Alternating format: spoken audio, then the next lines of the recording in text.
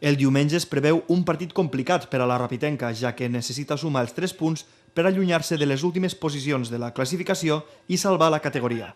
El conjunt d'Antoni Teixidor només ha sumat 4 punts en els darrers 10 partits. El seu rival, la Montanyesa, és líder de la tercera divisió i lluitarà per mantenir-se a la part alta de la classificació. El tècnic de la Rapitenca ha convocat a 2 jugadors juvenils que estan fent una gran temporada al segon equip.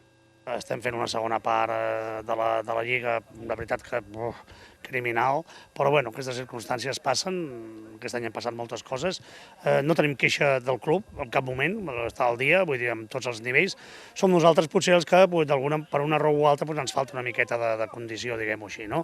Després jo crec en les ratxes, crec que estem tenint una ratxa, la veritat que bastant fluixeta, llavors aviam si algun dia ens ve una miqueta de sort, que sempre és important a la vida, i podem conquerir aquests 15 punts. Després d'aquest cap de setmana restaran 9 partits, tots ells seran claus per a la Rapitenca.